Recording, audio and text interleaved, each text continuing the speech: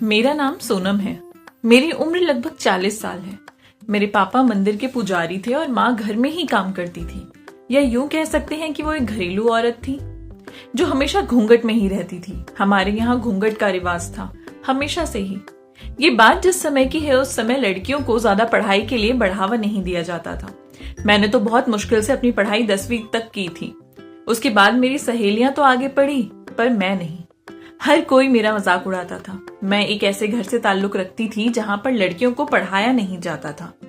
ना मुझसे कोई बात करता था और ना ही मेरा दोस्त बनना पसंद करता था। मैं अक्सर घर में अपनी माँ से कहती थी कि कैसी जिंदगी आप मुझे दे रही हैं।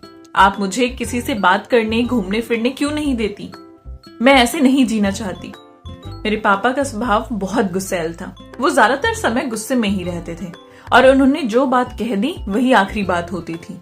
जब मैं अपनी माँ से ये सब बातें कर रही थी, तभी मेरे पापा ने मेरी बातों को सुन लिया और वो इतना नाराज हुए कि उन्होंने उस दिन के बाद से मेरा घर से बाहर निकलना तक बंद कर दिया।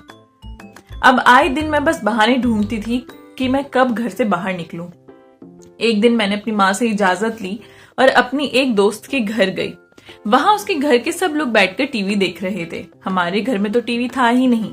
पापा कहते थे कि टीवी देखने से बच्चे बिगड़ जाते हैं, तो उन्होंने घर में टीवी कभी रखा ही नहीं। जब मैं उनके घर पहुंची तो वहां एक अच्छी फिल्म चल रही थी। मैंने तो कभी टीवी देखी ही नहीं थी। उस फिल्म में एक हीरोइन थी जो बहुत सुंदर लग रही थी। मैं वहां अपनी सहेली से मिली और उन्हीं के घर बैठ गई उस फिल्म को देखने के लिए। फिल्म देखने में मैं इतनी मग्न हो गई कि मुझे समय का पता ही नहीं चला। जब मुझे होश आया तो शाम हो चुकी थी। मैंने अपनी सहेली से कहा कि मुझे बहुत देर हो गई है, मैं अपने घर चलती हूँ, फिर आऊंगी मिलने के लिए। जब तक घर पहुंची तब तक पापा आ चुके थे। घर के अंदर मैंने ठीक से कदम रखा भी नहीं था कि वो मुझ पर चिल्लाने चीखने लगे कि इतनी देर कहाँ थी तुम। मैंने अपने पापा की बातों पर बिल्कुल भी ध्यान नहीं दिया। मैं वहां से सीधा अपने कमरे में चली गई। माँ को मेरे ऐसे व्यवहार पर बहुत गुस्सा आया और वो गुस्से में मेरे पीछे पीछे कमरे तक आई। कहने लगी कि क्या तरीका है, तुम्हारे पापा तुमसे कुछ बोल रहे थे ना, तुमने जवाब क्यों नहीं दिया? तमीज भूल गई हो क्या? मैंने अपनी माँ से कहा कि माँ, शांति से जीने का हक हर किसी को है। पापा के रहते हुए तो हम शांति से जी ही नहीं पाएंगे। वो तो हर बात में रोक टोक करते हैं। ऐसी कोई जिंदगी जी जाती है क्या भला? मैंने कहा कि पढ़ाई लिखाई तो आप लोग मेरी पहले ही छुड़वा चुके हैं, अब मेरी जान बख्श दो। मेरी बातों को सुनकर मेरी माँ तो वहीं पर अपना सर पकड़कर नीचे बैठ गई। रो रही थी वो बहुत ज्यादा। कह रही थी कि तुम्हें पता नहीं चल रहा कि तुम किस लहजे में बात कर रही हो। मैंने कभी इस तरीके से बात नहीं की थी उनसे। माँ आगे कहने लगी कि तुम अपने माँ पापा के प्यार का ज्यादा फायदा मत उठाओ।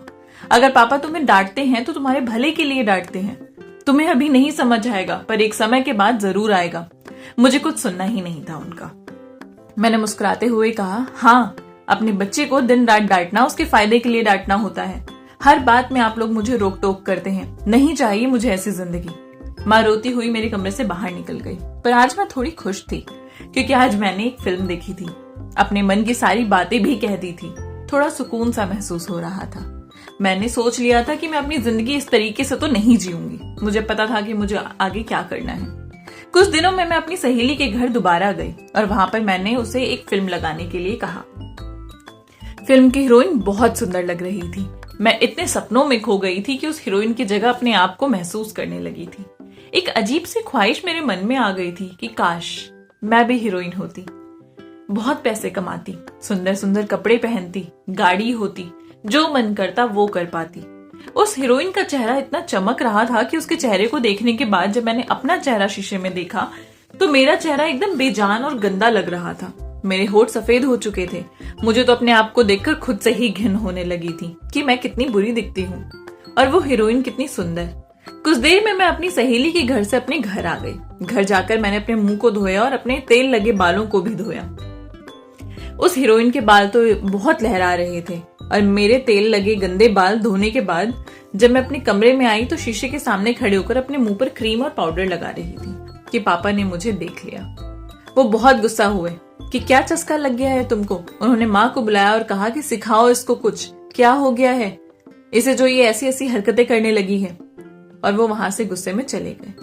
माँ मुझ पर गुस्सा कर रही थी, पर मैंने माँ को कह दिया कि माँ मुझसे बहस मत करो, मुझे जो करना है मैं वही करूंगी। पता नहीं आप दोनों मेरे पीछे हाथ पैर धो के क्यों पड़ गए हो। क्या हो गया अगर मैंने थोड़ा क्रीम पाउडर लगा लिया? बाकी लड़कियां भी तो करती हैं। तो हर चीज की रोक टोक सिर्फ हमारे घर में क्यों, और मेरे लिए ही क्यों? माँ कहने लगी कि तुमको समझाना नामुमकिन है, वक्त तुम्हें जरूर समझाएगा। कुछ समय बाद मैं दोबारा अपनी सहेली के घर गई। पहले तो माँ मुझे मना कर रही थी, लेकिन मैंने उनसे जिद की तो उन्होंने मुझे कहा कि जल्द घर वापस आ जाना, पापा के आने से पहले। मैंने वादा किया कि मैं समय से आ जाऊंगी और मैं अपनी सहेली के घर चली गई। आज फिर उसके घर पर जाकर मैंने टीवी देखा। पता नहीं मेरे दिमाग में कैसे हीरोइन बनने की बात आ गई थी, जो कि निकल ही नहीं रही थी। मैंने सोचा कि अपनी सहेली से भी मुझे इस बात को साझा करना चाहिए। मैंने उसे कहा कि मेरा मन करता है कि काश मैं भी एक हीरोइन होती। पहले तो वो मेरा मुंह देखती ही रही काफी देर तक। उसके बाद बहुत जोर जोर से हंसने लगी। मुझे कहने लगी कि तुमने अपनी शक्ल देखी है, हीरोइन तुम्हारी जैसी तो बिल्कुल भी नहीं होती। अपनी सहेली के मुंह से ये बात सुनकर मुझे बहुत अजीब लगा, या ऐसा कहीं कि बुरा लगा शायद। उसके बाद वो कहने लगी कि अच्छा बुरा मत मानो, तुम्हें सच में हीरोइन बनना है? मैंने हाँ में सिर हिलाया। तो कहने लगी कि मैं एक ऐसे लड़के को जानती हूँ जो मुंबई में है, और वो तुम्हें वहां पर काम भी दिलवा सकता है। तुम्हें यकीन है कि तुम फिल्मों में काम कर पाओगी? मुझे तो अपनी सहेली की बातों पर यकीन ही नहीं हो रहा था। मैं उसे बस देखी जा रही थी। मैंने उसे कहा कि क्या वाकई में ऐसा हो सकता है? तो वो कहने लगी कि हाँ, मेरा एक बहुत करीबी दोस्त मुंबई में काम करता है, वो लोगों को फिल्मों में काम दिलाता है। अगर तुम चाहो तो मैं तुम्हारी बात करती हूँ। अपनी धीमी सी आवाज में मैंने कहा कि मैं करना तो चाहती हूँ, पर पापा मम्मी नहीं मानेंगे शायद मेरे। इस बात को सुनते ही उसने अपने कंधे उचका दिए और बोलने लगी, देखो मैं तो तुम्हारे लिए यही कर सकती हूँ। अगर तुम चाहो तो मैं उससे बात कर लूंगी, लेकिन कैसे करना है, अपने घर में कैसे बात करनी है, वो तुम्हें खुद ही देखना होगा। उसके बाद मैंने अपने दोस्त को कहा कि ठीक है, तुम बात करो, मैं देखती हूँ मुझे क्या करना है। मेरे पापा तो किसी हाल में मानने वाले नहीं थे। ये बात तो मैं बहुत अच्छे से जानती थी। मुझे कोई दूसरा ही रास्ता निकालना था। जिद्दी मैं इतनी ज्यादा थी कि मैंने बस सोच लिया था कि मुझे फिल्मों में काम करना है तो करना है। अब चाहे उसके लिए मुझे कुछ भी करना हो। अपने सपनों के ख्यालों में खोई हुई मैं अपने घर की तरफ जा रही थी। मैं सोच रही थी कि अब मैं भी बहुत सुंदर दिखूंगी, टीवी पर आऊंगी, लोग मुझे पहचानने लगेंगे। अभी मुझे अपने घर पहुंचे 1 घंटा भी नहीं हुआ था कि मेरी सहेली मेरे घर आई। उसको देखकर मैं चौंक गई, क्योंकि वो मेरे घर बहुत कम ही आती थी और आज तो मैं उससे मिलकर ही आई हूँ। फिर वो क्यों आई है? अपने दोस्त को लेकर मैं अपने कमरे में चली गई और मैंने उससे पूछा कि क्या हुआ, सब ठीक तो है? अभी तो मैं तुम्हारे घर से आई हूँ, तुम यहाँ क्यों आई हो? तो कहने लगी कि समझो तुम्हारा सपना अब सच होने वाला है। मैंने उस लड़के से बात कर ली है। उस लड़के का नाम समर था। वो कहने लगी समर खुद भी फिल्मों में ही काम करता है और मैंने उससे बात भी की है। उसने तुमसे मिलने की इच्छा जताई है। वो मुझसे आगे कहने लगी कि तुम मुझे ये बताओ कि तुम मेरे घर कब आओगी, मैं उसे भी उस दिन बुला लूंगी। बाकी तुम्हें देखना, तुम्हारी एक्टिंग देखना, ये सब तो वही करेगा। मैं तो उसकी बातें सुनकर फूले नहीं समा रही थी। वो आगे कहने लगी कि हफ्ते भर बाद मेरे मम्मी पापा कहीं बाहर जा रहे हैं, 3-4 दिन लगेंगे उन्हें। तुम एक काम करो कि तुम उस टाइम मेरे घर रहने के लिए आ जाओ। मैं अपने दोस्त को भी बुला लूंगी और वो तुम्हें सब कुछ अच्छे से सिखा भी देगा और समझा भी देगा। मैंने कहा कि तुम्हें क्या लगता है कि मेरे पापा तुम्हारे घर मुझे आने देंगे? और रात को तो वो बिल्कुल भी नहीं रुकने देंगे। पर हाँ, मैं ये जरूर कर सकती हूँ कि मैं हर रोज तुम्हारे घर आ जाया करूंगी। अभी हम दोनों बातें कर ही रहे थे कि मेरी माँ मेरी दोस्त के लिए चाय नाश्ता लेकर आई। वो मुस्कुराते हुए कहने लगी कि भाई, कहाँ जाने की तैयारी में हो तुम दोनों? मैं एकदम से घबरा गई। मुझे लगा कि कहीं माँ ने मेरी सारी बातों को तो नहीं सुन लिया। उसके बाद मैंने माँ से कहा कि माँ, इसके मम्मी पापा कुछ दिनों के लिए शहर से बाहर जा रहे हैं, तो ये मुझसे कह रही थी कि मैं इसी के घर जाकर रह लूं, क्योंकि अकेली नहीं रह पाएगी। माँ आगे कहने लगी कि नहीं बेटा, इसके पापा रात को बिल्कुल भी इजाजत नहीं देंगे। एक काम हो सकता है कि ये पूरे दिन तुम्हारे साथ तुम्हारे घर रह लिया करेगी और रात को तुम यहाँ आ जाना, तुम यहाँ पर आराम से रह पाओगी। मेरी माँ की बातों को सुनकर मैं और मेरी दोस्त एक दूसरे को देखकर मुस्कुरा रहे थे। अब सब कुछ कितनी आसानी से हो गया था ना। मेरा सपना बस पूरा होने ही वाला था। जब मेरी सहेली के मम्मी पापा दूसरे शहर चले गए तो उसने मुझे अपने घर बुलाया। जब मैं उसके घर गई तो वहां एक लड़का पहले से ही मौजूद था। शायद ये वही था जो मुझे फिल्मों में काम दिलाने वाला था। मैंने अपना चेहरा ढक रखा था। मेरी सहेली कहने लगी कि ऐसे तो तुम्हें फिल्मों में जाना है, अपना चेहरा तो दिखाओ, तभी तो वो देख पाएगा कि तुम हीरोइन बनने लायक हो भी या नहीं। जैसे ही मैंने अपना चेहरे से नकाब हटाया वो लड़का मेरी तरफ देखता ही रहा, अपनी नजर ही नहीं हटा रहा था। मुझे थोड़ा असहज महसूस हो रहा था। वो अचानक से मेरे पास आया और मेरे हाथों में हाथ लेकर मुझे कहने लगा कि मुझे तुम्हें देखकर पहली नजर में ही प्यार हो गया। मेरे तो हाथ पैर सब कांपने लगे थे। मैं उन दोनों का चेहरा एकटक देखती जा रही थी। कुछ ही सेकंड हुए होंगे, उसके बाद वो दोनों एक दूसरे को देखकर जोर जोर से हंसने लगे। मैं समझी नहीं कि क्या हो रहा है। वो लड़का कहने लगा कि फिल्मों में बाद में काम करना, पहले अपने अंदर कॉन्फिडेंस तो लाओ थोड़ा, तुम तो इतनी सी बात में डर गई। अब मैं हर रोज अपने दोस्त के घर जाने लगी थी। इन कुछ दिनों में मुझे वो लड़का बहुत अच्छा लगने लगा था। हम बहुत बातें किया करते थे, हंसी मजाक करते थे। मैं उससे बहुत सारी चीजें सीख रही थी, एक्टिंग की। जब 4-5 दिन गुजर गए तो उसने मुझे कहा कि तुम बिल्कुल भी परेशान मत हो, मैं तुम्हें हीरोइन बनाकर ही रहूंगा, तुम हीरोइन के लिए बिल्कुल परफेक्ट हो। पर वो कहने लगा कि अब अगर तुम्हें हीरोइन बनना है तो तुम यहाँ रहकर तो नहीं बन सकती, उसके लिए हमें मुंबई जाना होगा। मैंने समर को कहा कि दूसरे शहर? मेरे लिए जाना तो बहुत मुश्किल है, माँ पापा कभी नहीं मानेंगे। समर कहने लगा कि हम जहाँ रहते हैं यहाँ से तुम हीरोइन नहीं बन पाओ। आगे वो कहने लगा कि मुझे तुमसे एक बात और करनी थी। इन कुछ दिनों में ही मुझे तुमसे प्यार हो गया है, मैं तुमसे शादी करना चाहता हूँ। प्यार तो मैं भी उससे बहुत ज्यादा करती थी, पर उसे कभी कह नहीं पाई। जब उसने अपने प्यार का इजहार किया तो मैंने भी साथ साथ ही हाँ कर दिया था। अब आगे बात आती है शादी की। मैं ये तो जानती थी कि मेरे घर वाले कभी नहीं मानेंगे। मैंने और समर ने फैसला किया कि हम घर से भाग जाएंगे। पहले हम शादी कर लेंगे और उसके बाद वो मुझे मुंबई ले जाएगा, जहां पर वो मुझे हीरोइन का रोल दिलवाएगा। मैं उसी समय अपने घर गई और घर जाकर मैंने अपना बैग लगाया। उस बैग के अंदर मैंने अपने कुछ कपड़े और पैसे डाले और मैं वापस अपनी सहेली के घर जाने लगी तो माँ मुझे रोकते हुए पूछने लगी कि बैग में क्या है। मैंने कहा कि कुछ नहीं, मेरे कुछ पुराने कपड़े हैं। मेरी सहेली के घर एक जरूरतमंद लड़की है, बस उसको देने जा रही हूँ, अभी देकर आती हूँ। माँ ने मुझे बहुत रोकने की कोशिश की, लेकिन मैंने उन्हें कहा कि बस अभी आ रही हूँ, और इतना बोलते हुए मैं घर से बाहर निकल गई।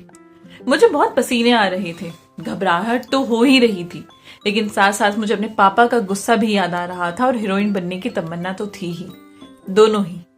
मैं अपनी सहेली के घर गई। जब मैं अपनी सहेली के घर गई तो समर मेरा इंतजार कर रहा था। मैंने समर को कहा कि बैग में मैं कुछ कपड़े और कुछ पैसे ले आई हूँ, ना जाने हमें कब कहाँ जरूरत पड़ जाए। वो मुस्कुरा दिया और कहने लगा कि तुम्हें इतना सोचने की जरूरत नहीं थी, मैं हूं ना, अब से तुम मेरी जिम्मेदारी हो। मैंने उसे एक अच्छी सी मुस्कुराहट दी। हम उसी दिन मुंबई के लिए निकल गए। वहां पहुंचते ही पहले समर ने मुझसे शादी की। मैं बहुत खुश थी। उसी रात हमने एक दूसरे को जी भर के समय दिया। अगले दिन समर मुझे एक हवेली पर ले गया जहां पर फिल्म की शूटिंग होनी थी। उसने इतनी सी देर में ही मेरे लिए एक जगह बात भी कर ली थी और उन लोगों ने मेरी फोटो देखकर मुझे हीरोइन चुन भी लिया था। उस जगह पर बहुत सारी औरतें दिखाई दे रही थी मुझे। समर ने वहां ले जाते हुए मेरा चेहरा ढक दिया था। वो कह रहा था कि वो तुम्हें लॉन्च करना चाहते हैं, तो ऐसा ना हो कि लॉन्च करने से पहले ही तुम्हें कोई देख ले। आज मैं बहुत खुश थी। मेरे सपना जो सच होने जा रहा था। जब मैं अंदर गई तो उसने मुझे एक कमरे में भेजा। वो कहने लगा कि तुम्हारा पहला सीन ये है कि तुम्हें दुल्हन बनकर बिस्तर पर बैठना है। मैं खुश हो गई। मैं वहां पर दुल्हन बन एक कमरे में बैठ गई थी। मैंने समर से पूछा कि समर, यहाँ कोई कैमरा दिखाई नहीं दे रहा मुझे? तो वो कहने लगा कि शूटिंग में हर दीवार पर कैमरे लगे हुए हैं। अब मैं बाहर जा रहा हूँ। मेरे बाहर जाने के बाद तुम्हारा हीरो अंदर आएगा और तुम्हें उसी के साथ एक्टिंग करनी है। जैसे ही मेरे पति समर बाहर गए, उस कमरे में एक आदमी आया और मेरे पास आकर घूंघट उठाने लगा। मैं एक्टिंग कर रही थी। जैसे ही उसने मेरा घूंघट उठाया, उसके बाद वो मेरे करीब आने लगा और मुझे चूमने की कोशिश करने लगा। उसका मुझे छूना मुझे अच्छा नहीं लग रहा था। मैंने उसे कहा कि हम सिर्फ एक्टिंग कर रहे हैं। वो जोर जोर से हंसने लगा और कहने लगा, ड्रामा? यहाँ कोई मूवी की शूटिंग नहीं हो रही है। मैंने उसे कहा कि तुम कौन हो और मेरे पति समर कहाँ है? आगे वो कहने लगा, कौन पति? वो समर, वो तुम्हें यहाँ बेचकर चला गया जाने मन। तुम किसी शूटिंग के सेट पर नहीं, तुम कोठे पर हो। मेरे तो मानो कदमों तले जमीन ही खिसक गई। मैं बिस्तर से उठकर फटाफट भागने लगी। उसने मेरा हाथ पकड़ा और मुझे बिस्तर पर गिरा दिया। उसके बाद उसने मेरे साथ जबरदस्ती की। वो सब कुछ किया जो उसे नहीं करना चाहिए था। ये अपनी जिंदगी के साथ क्या कर लिया था मैंने, मुझे बहुत अच्छे से समझ आ रहा था कि मेरे साथ क्या हो गया है। समर तो मेरे वजूद की धज्जियां उड़ा दी थी। आज मुझे यहाँ रहते हुए महीने भर से ऊपर का समय हो गया था। हर रोज ना जाने कितने आदमी मेरे करीब आते थे। मुझे अपनी माँ की इंतजार करती हुई आंखें याद आती थी। अपने पापा का वो गुस्सा याद आता था, जो शायद वो मेरे अच्छे के लिए ही था। मैं यहाँ से भागना चाहती थी, मैं यहाँ नहीं रहना चाहती थी। एक रात मुझे ये मौका मिला भी। मैं जैसे तैसे उस कोठी से भाग गई। कोठा थोड़ा सुनसान जगह था। मुझे तो ये भी नहीं पता था कि कौन सी जगह है। बस मैं रात के अंधेरे में भागी जा रही थी कि अचानक मुझे कुछ लोगों के कदमों की आवाज मेरे पीछे से आई। वो उसी कोठे के आदमी थे जो मुझे पकड़ने की कोशिश कर रहे थे। मैं इन लोगों से तेज नहीं भाग पाई और एक समय के बाद उन्होंने मुझे पकड़ लिया और मैं वापस उसी कोठे पर पहुंच गई। अब उन लोगों ने मुझे उस कोठे से बेचकर दुबई भेज दिया। अब तो शायद वापस जाने की उम्मीद ही छूट गई। वहां दुबई में भी हर रोज ना जाने कितने आदमी मेरे पास आते और मेरे साथ बहुत गंदी गंदी हरकतें करते थे। उनमें से जो लोग मुझे थोड़े अच्छे लगते थे, उनसे मैं विनती करती थी कि वो मुझे मेरे माँ बाप के पास छोड़ दें। एक ऐसा ही दिन था जब अंकित नाम का एक आदमी मेरे पास आया। मैंने उससे कहा कि वो मुझे मेरे माँ पापा के पास इंडिया में छोड़ सकता है। शायद भगवान ने मेरी प्रार्थना सुन ली थी। उसने मेरी पूरी कहानी सुनी और उसके बाद उसने मुझे भरोसा दिलाया कि वो मुझे मेरे माँ पापा तक पहुंचाएगा। उसने मुझे दुबई की उस जगह से खरीद लिया और उसके बाद मुझे लेकर वो इंडिया वापस आए। इंडिया पहुंचने के बाद जब मैं अपने घर गई तो मेरा घर बंद था। ऐसा लग रहा था काफी महीनों से बंद पड़ा है। मैंने आसपास के लोगों से पूछा कि माँ पापा कहाँ गए, तो लोग मुझे बहुत ही गंदी निगाहों से देख रहे थे। कह रहे थे कि अपने माँ पापा के मुंह पर कालिक पोत के जब तुम भाग गई थी तब तुमने नहीं सोचा उनके बारे में, जो आज तुम उनके बारे में पूछ रही हो। अपने पापा को तो तुम पहले ही खा चुकी हो। तुम्हारी माँ यहाँ से चली गई। अपने पापा के बारे में ऐसी खबर को सुनकर मुझे बहुत बड़ा झटका लगा।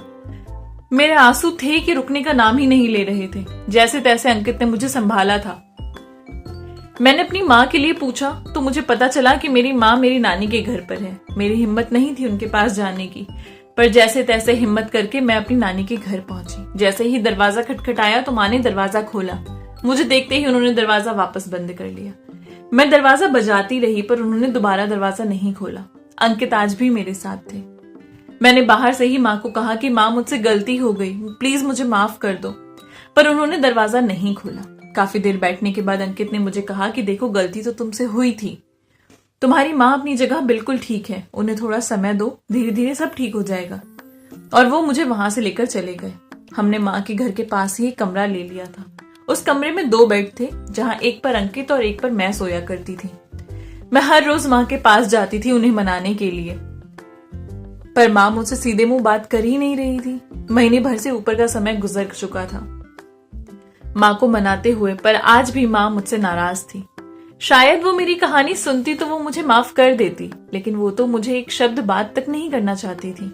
मुझे देखते ही दरवाजा बंद कर देती थी। अंकित मुझे कहने लगे कि देखो, हम ज्यादा समय इस तरीके से नहीं रह सकते। मैं तुमसे शादी करना चाहता हूँ। उसके ऐसे प्रस्ताव को मैं कैसे स्वीकार कर सकती थी। मैंने अंकित को कहा कि अंकित, आप जानते हैं मैं कौन हूँ? मैं एक तवायफ हूँ जिसे ना जाने कितने मर्दों के साथ रात गुजारी है। आप मुझ जैसी लड़की से शादी क्यों करना चाहते हैं? वो आगे कहने लगे कि देखो, सबकी जिंदगी का एक अतीत होता है, मेरी जिंदगी का भी है, पर इसका मतलब ये बिल्कुल नहीं कि हम कभी अपनी जिंदगी नए सिरे से शुरू नहीं कर सकते। और अगर तुम चाहो तो तुम मेरा साथ दे सकती हो। हम दोनों ही एक अच्छी जिंदगी गुजारेंगे। अंकित की बातों पर मुझे भरोसा था। मैंने उनसे शादी कर ली। अगले दिन हम फिर माँ के पास गए उन्हें मनाने के लिए, लेकिन आज भी माँ ने मेरी एक बात नहीं सुनी। उसके बाद मैंने माँ को कहा कि माँ, अगर आज आपने मेरी बात नहीं सुनी तो मैं आत्महत्या कर लूंगी। मैं थक गई हूँ हर रोज आपको मनाते मनाते। प्लीज मेरी एक बार बात सुन लीजिए, उसके बाद आपकी मर्जी, आप मुझे माफ करें या नहीं। उस दिन माँ ने घर का दरवाजा मेरे लिए खोला था। मैं और अंकित दोनों ही अंदर गए। मैंने माँ को अपनी पूरी कहानी सुनाई कि क्या क्या बर्बरता हुई है मेरे साथ। मैंने उन्हें कहा कि माँ, मैंने आपके और पापा के विश्वास का फायदा उठाया है। मैंने कभी आपके और पापा की डांट को समझा ही नहीं, तभी भगवान ने मुझे उसका दंड दे दिया है। पापा को मैं पहले ही खो चुकी हूँ। आपकी नाराजगी मुझसे नहीं झेली जा रही। प्लीज मुझे माफ कर दो। मेरी कहानी को सुनते ही मेरी माँ की आंखों से आंसू बहने लगे। उन्होंने मुझे रोते हुए गले लगा लिया और वो कहने लगी कि बेटा, मैं नहीं जानती थी कि तुम्हारे साथ इतना सब कुछ हो गया है, पर तुम्हारे भाग जाने के बाद तुम्हारे पापा को आस पड़ोस रिश्तेदारों ने इतना सुनना पड़ा कि वो ये सब कुछ झेल ही नहीं पाए और एक दिन उन्हें हार्ट अटैक आ गया। मैं तुम्हें तब भी समझाया करती थी कि तुम्हारे पापा तुम्हारे भले के लिए बोल रहे हैं, पर तुम तब भी नहीं समझती थी। मैं माँ से क्या ही कह सकती थी, माँ तो बिल्कुल ठीक कह रही थी। मैं ही ना जाने कौन सी जिद में इतनी मगन हो गई थी कि मैंने अपने माँ पापा का प्यार देखा ही नहीं। कुछ दिनों तक हम दोनों माँ के साथ ही रहे। मैंने माँ को बताया कि अंकित से मेरी शादी हो गई है। माँ अंकित को बहुत पसंद करती थी। अंकित वाकई में एक अच्छे इंसान थे। उन्होंने मेरी बहुत मदद की थी। कुछ समय रहने के बाद मैं और अंकित जब अपने घर जाने लगे तो माँ कह रही थी कि तुम यहीं रुक जाओ। मैंने माँ को कहा कि माँ, मुझे भी तो अपना घर संभालना है। अंकित ने वादा किया कि मैं आपकी बेटी को समय समय पर मिलवाने लाता रहूंगा। इसी वादे के साथ मैं और अंकित अपने घर चले गए। आज जब मैं अंकित और समर को तौलती हूँ तो दोनों में जमीन आसमान का फर्क है। वो मुझे धोखा देकर ना जाने कहां भाग गया। उसने शायद मुझसे शादी भी नहीं की होगी। वो शादी भी शायद नकली ही थी। जो इंसान ऐसी हरकतों को कर सकता है वो किसी से शादी क्या करेगा। पर गलती मेरी ही थी। मेरी ही जैसे ना जाने कितनी ही लड़कियां एक झूठे प्यार के चक्कर में कोठे तक पहुंच जाती हैं। हमेशा अपने मम्मी पापा के प्यार को समझना चाहिए। अगर वो आपको डांटे भी तो वो भी आपके भले के लिए ही डांटते हैं। आज नहीं तो कल जरूर समझ आता है कि उस समय जो आपको डांट पड़ी थी वो सिर्फ और सिर्फ आपके भले के लिए ही थी। हमेशा अपने मम्मी पापा की कदर करें, उनको समझें और उनके प्यार को भी समझें। आई होप आपको ये कहानी पसंद आई होगी। अगर अच्छी लगी है तो चैनल को प्लीज सब्सक्राइब कर दीजिए, लाइक कर दीजिए और अपने प्यारे से कमेंट नीचे ड्रॉप कर दीजिए। मिलूंगी आपसे नई कहानी के साथ। तब तक के लिए बाय बाय।